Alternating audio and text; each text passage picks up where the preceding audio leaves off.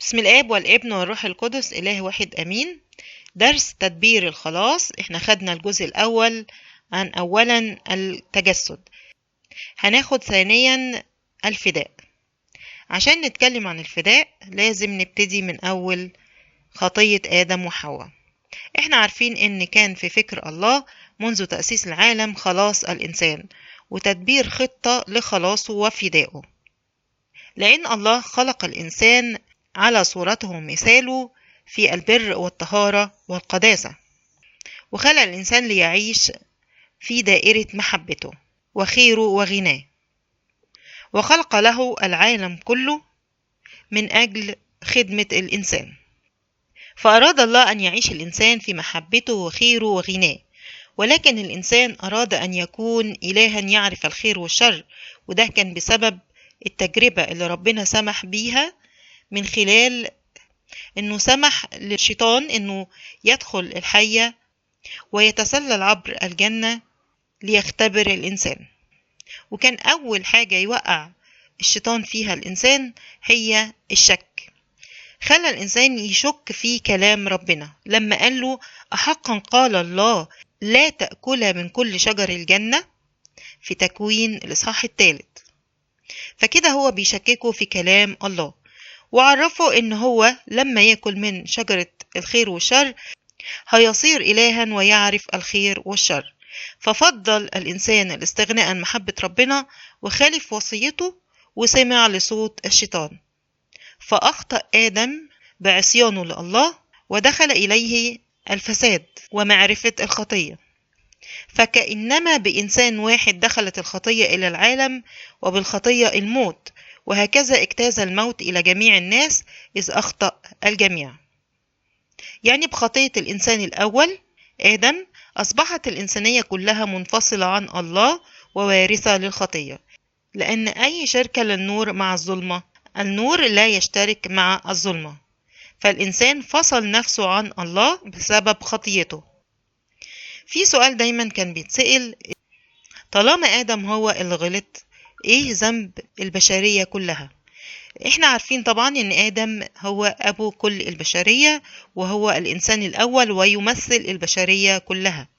بخطيته دخل الفساد إلى العالم كله، ومعروف ان أي أب بيورث لأبنائه ما يملكه، فآدم ملك الخطية وملك الفساد في الطبيعة البشرية وورثها لكل أولاده بعده. ايه نتيجة خطية آدم وحواء؟ أول حاجة فقد الإنسان الصورة الإلهية اللي ربنا خلقه عليها، لأن الله خلق الإنسان على صورته ومثاله في البر والتقوى والطهارة والقداسة، فبعصيان الإنسان فسدت طبيعته وعرف الخطية. تاني حاجة الطرد من حضرة الله، يعني صارت الطبيعة البشرية ملوثة بسبب الخطية ولا تستطيع الوجود في حضرة الله أو في المكان اللي ربنا موجود فيه، فطرد حتى لا يأكل من شجرة الحياة فيحيا إلى الأبد بهذه الطبيعة الفاسدة، لأن شجرة الحياة تمثل الله الكلمة اللي هو المسيح حاليا في العهد الجديد اللي احنا بناكل جسده ودمه، وهو يمثل شجرة الحياة، لما نأكل منه نحيا إلى الأبد. لذلك طرد آدم وحواء حتى لا يأكل من شجرة الحياة فيحيوا إلى الأبد بالطبيعة الفاسدة، فأي شركة للنور مع الظلمة.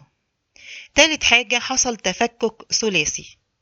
يعني ايه تفكك ثلاثي؟ يعني تفكك في وحدة الإنسان مع نفسه مع ذاته، وتفكك في وحدة الإنسان مع غيره الإنسان، وتفكك في وحدة الإنسان مع الطبيعة.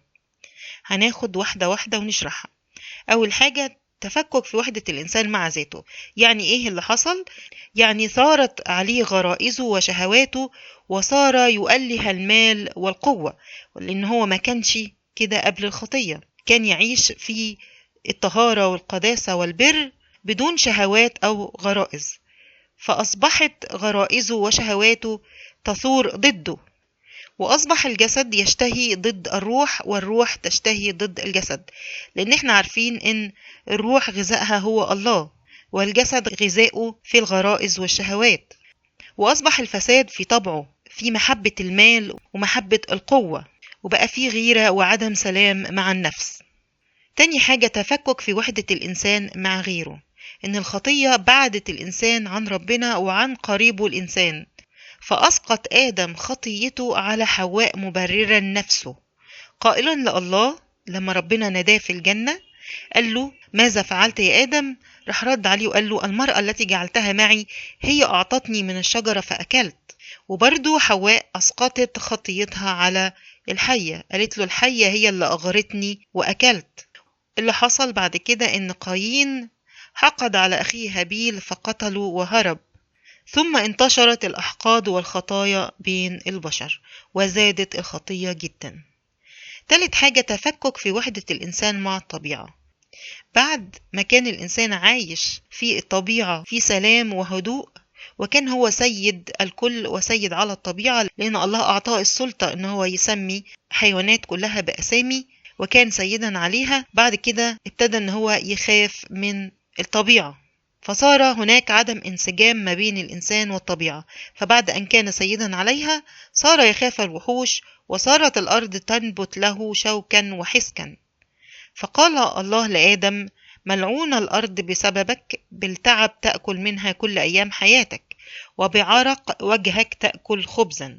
وقال الله للمرأة تكثيرا أكثر أتعاب حبلك، بالوجع تلدين أولادا.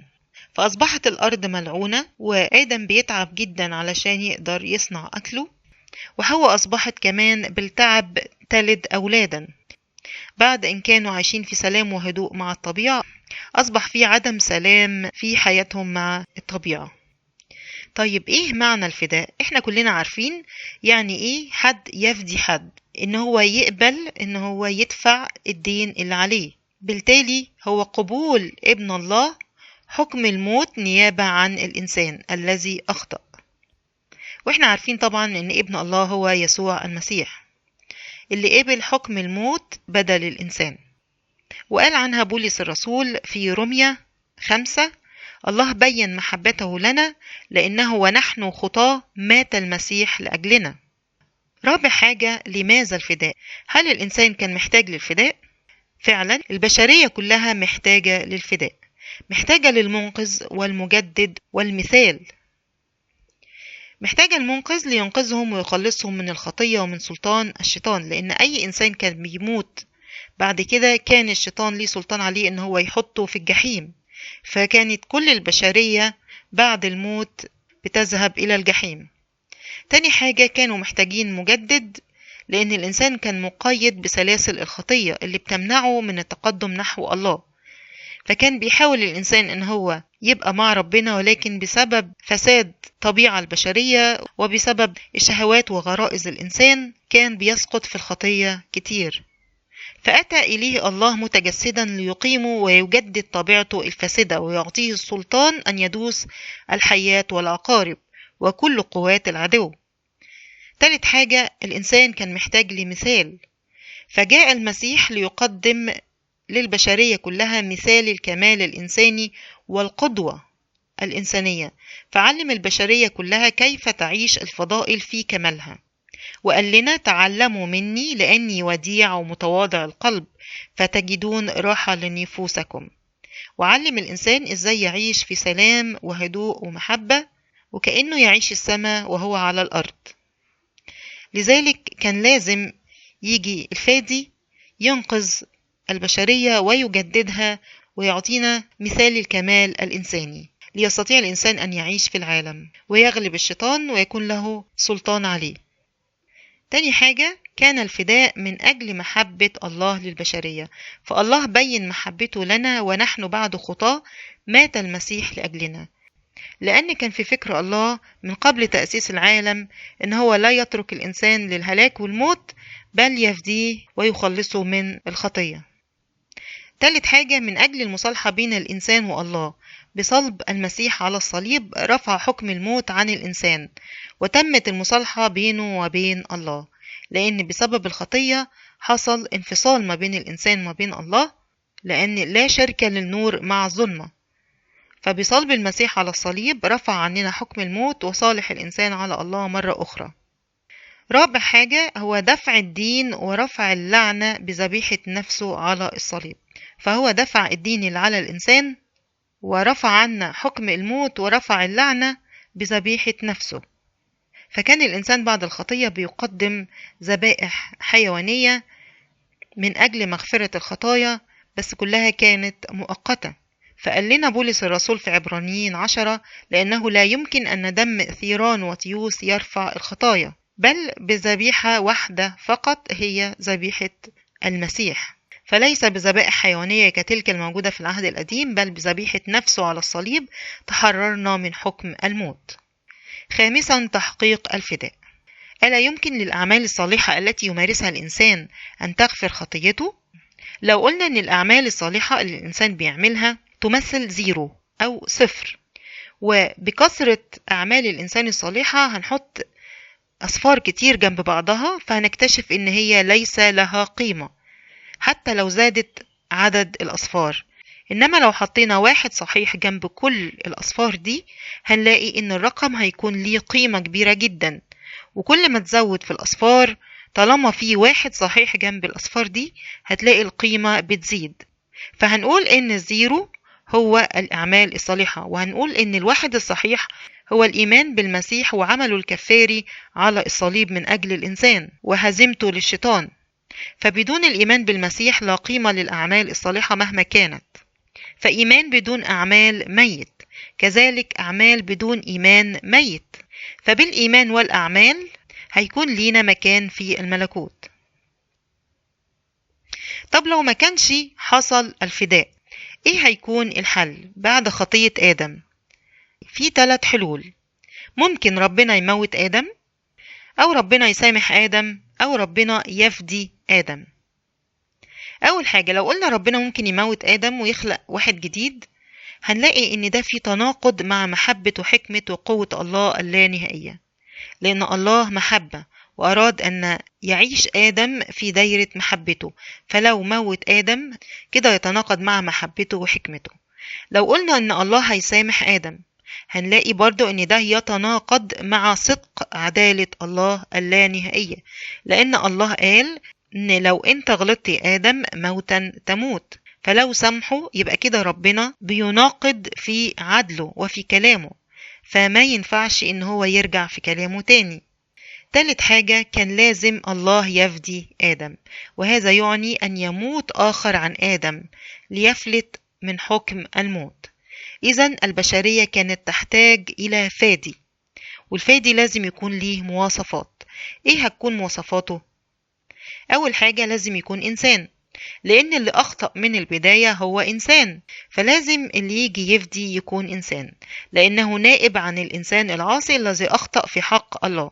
بولس الرسول أكد على الكلام ده في كورنثوس الأولى إصحاح 15 لما قال لنا: فإنه إذ الموت بإنسان أيضا قيامة الأموات. الإنسان الأول يقصد به اللي هو آدم، والإنسان التاني اللي هو يسوع المسيح. تاني حاجة، لازم يكون الفادي ده قابل للموت. ليه؟ لأن أجرة الخطية هي موت، وكان على الإنسان حكم الموت، فكان لازم يموت. لأن من البداية في تكوين 2 ربنا قال: لأنك يوم تأكل منها موتا تموت. فكان لازم يتم حكم الموت على هذا الإنسان. ثالث حاجة، يقبل الموت بإرادته ويسلم نفسه للموت بإرادته، لأن لو كان غصب عنه يبقى كده الله ظالم، وحاشا، الله ليس بظالم. فلازم الإنسان اللي هيجي ويكون قابل للموت هيقدم نفسه بإرادته للموت لفداء الإنسان. رابع شرط، أن يكون بلا خطية، لأن إن كان الفادي خاطي فكيف يفدي غيره؟ لأن فاقد الشيء لا يعطيه. ولو كان الفادي خاطي هيكون برضو تحت حكم الموت وتحت سلطان الخطية، غير قادر على إنه يفدي نفسه أو يفدي غيره. لذلك يجب أن يكون بلا خطية عشان يكون أقوى من الشيطان وله سلطان على الخطية وعلى الشيطان. خامس حاجة، يجب أن يكون غير محدود، لأن خطية الإنسان الأولى كانت موجهة إلى الله غير المحدود، فأصبحت خطية آدم غير محدودة. فلازم اللي يجي يكون غير محدود عشان يشيل الخطية الغير محدودة على الصليب ويتم غفرانها. سادس حاجة، يجب أن يكون له القدرة على غلبة الموت وينتصر على الموت بالقيامة ويكون حيا إلى الأبد ليشفع في الخطاة كل حين. ومفيش حد ليه القدرة أنه ينتصر على الموت ولا هو أقوى من الموت ويقوم من الموت حيا إلى الأبد إلا الله، فهو الوحيد القوي الذي له القدرة المطلقة والسلطان المطلق على الموت وعلى الحياة. لذلك يجب أن يكون الفادي هو الله بذاته، فهو الوحيد الذي تنطبق عليه جميع الشروط، لأنه هو له السلطة المطلقة والقدرة المطلقة وهو الحياة ومعطي الحياة. هل كانت ذبيحة المسيح على الصليب قادرة على التكفير عن خطايا العالم كله؟ هنقول إن سيد المسيح هو الله الغير محدود، لذلك عندما قدم نفسه ذبيحة على الصليب فصار ذبيحة غير محدودة قادرة على التكفير عن خطايا كل البشر من آدم وإلى آخر الدهور، لأنه الله غير المحدود شال الخطية الغير محدودة ليكفر عن خطايا البشر كلهم من أول آدم وإلى آخر الدهور. لذلك ذبيحة المسيح قادرة على التكفير عن خطايا العالم كله لأنه هو الله غير المحدود. إذا كان إيماننا بالمسيح إنه إله، فكيف نقبل موته على الصليب؟ هنقول إن موته على الصليب هو موت الجسد فقط، واللاهوت لا يموت، لأن الله يسوع المسيح هو لاهوت كامل متحد بناسوت كامل، فاللي مات على الصليب هو الناسوت المتحد باللاهوت، واللاهوت لا يموت، فكان ميت بناسوته وحي بلاهوته. يعني إيه موت الناسوت؟ أو يعني إيه موت الجسد؟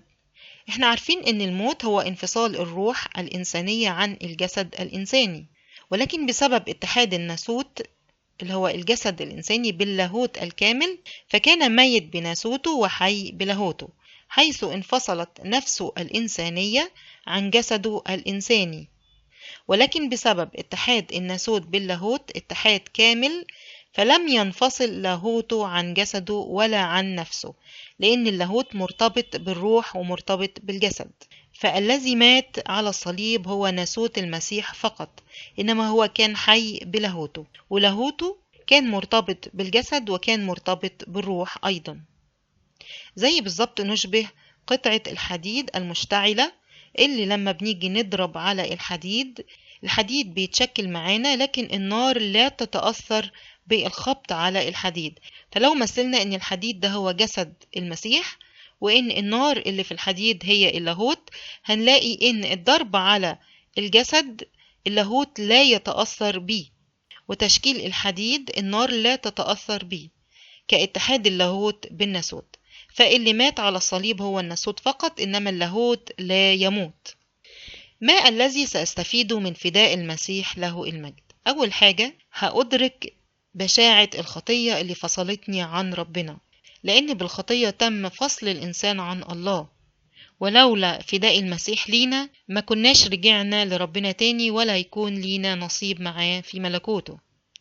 تاني حاجة أشعر بالتطهير بدم المسيح الذي يغفر ويطهر كل خطية، لأن لولا دم المسيح وسفك دمائه على الصليب ما كانش حصل الغفران ولا كان حصل التطهير من الخطية. تالت حاجة أدرك محبة الله الفائقة التي بها حمل اللعنة عني ليطهرني ويقدسني. فقد إيه ربنا بيحب الإنسان حتى الموت علشان يطهره ويقدسه ويعطيه الحياة الأبدية معاه. وطبعا أكتر حاجة استفدنا بيها من فداء المسيح هو فتح الفردوس للإنسان ورجوع الإنسان إلى مكانته الأولى، وهو هبنا الحياة الأبدية لنعيش معه إلى الأبد. والمجد لإلهنا دائما أبديا، آمين.